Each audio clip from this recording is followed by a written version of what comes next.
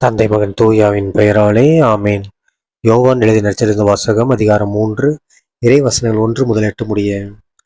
அக்காலத்தில் பரிசேயர் ஒருவர் இருந்தார். அவர் பெயர் நிக்கதேம். அவர் யூத தலைவர்களுள் ஒருவர். அவர் ஒரு இரவில் இயேசுவிடம் வந்து, ரபி, நீர் கடவுளிடமிருந்து வந்த போதகர் என்பதை நாங்கள் அறிவோம். கடவுள் தம்மோடு இருந்தாலன்றி நீர் செய்யும் இவ்வரும் அடையாளங்களை யாரும் செய்ய இயலாது என்றார். இயேசு அவரை பார்த்து, மறுபடியும் பிறந்தாலன்றி எவரும் இறையாட்சியை காண இயலாது என மிக உறுதியாக உமக்கு சொல்கிறேன் என்றார். நிக்கதேம் அவரை நோக்கி, வயதான பின் ஒருவர் எப்படி பிறக்க முடியும்? அவர் மீண்டும் தாயின் வயிற்றில் புகுந்து பிறக்க முடியுமா என்று கேட்டார். இயேசு அவரை பார்த்து, ஒருவர் தண்ணீராலும் தூய ஆவியாலும் பிறந்தாலன்றி இறையாட்சிக்கு உட்பட இயலாது என்று மிக உறுதியாக உமக்கு சொல்கிறேன். மனிதரால் பிறப்பவர் மனித இயல்பை உடையவர், தூய ஆவியால் பிறப்பவர் தூய ஆவியின் இயல்பை உடையவர். நீங்கள் மறுபடியும் பிறக்க வேண்டும் என்று நான் உமக்கு கூறியது பற்றி நீர் வியப்படைய வேண்டாம். காற்று விரும்பிய திசையில் வீசுகிறது, அதன் ஓசை உமக்கு கேட்கிறது, ஆனால் அது எங்கிருந்து வருகிறது என்றும் எங்கு செல்கிறது என்றும் உமக்கு தெரியாது.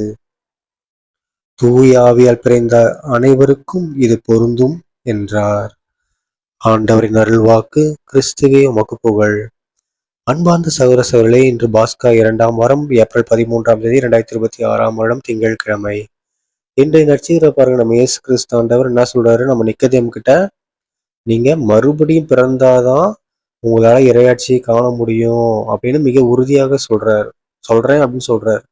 ஓகேங்களா? அப்ப அவருக்கு டவுட், மறுபடியும் எப்படிப்பா பிறக்கிறது அப்படின்னு டவுட்டு. அதுக்கு ஏசப்பா என்ன சொல்றாரு? நீ ஃபர்ஸ்ட் மனிதனாக பிறந்துட்ட, ஆனா நீ எதுலாவா பிறக்கணுமா? தூய ஆவியில பிறக்கணும். அப்படி தூய ஆவியில நீ பிறந்தா மட்டும்தான் உன்னால என்ன பண்ண முடியும்? இறையாட்சியை காண முடியும் அப்படின்னு சொல்றாரு ஏசப்பா. ஓகேங்களா? ஸோ நாம இவ்வளோ நாளா மனிதனாக பிறந்துட்டோம். இப்ப நாம யாரா மாறணும்? தூய ஆவி நமக்குள்ள உருவானா, தூய ஆவி கிட்ட இருந்து நம்ம வந்தோம்னா எப்படி இருப்போமோ அந்த மாதிரி நம்ம மாறணும். அது மட்டும் இல்லாமல் இந்த ஈஸ்டர் நாளில் நம்ம வீட்டுக்கெல்லாம் வந்து மந்திரிச்சிருப்பாங்க, ஈஸ்டர் தீர்த்தத்தை வச்சு. ஸோ அது மந்திரிச்சதுல இருந்தாவது இனிமேலாவது நம்ம புதிய வாழ்க்கையை தொடங்குவோம், ஒரு தூய ஆவியானவருடைய வாழ்க்கையை நம்ம தொடருவோம்.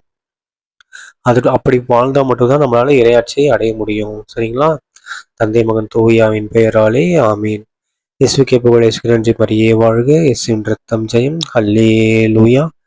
Praise the Lord.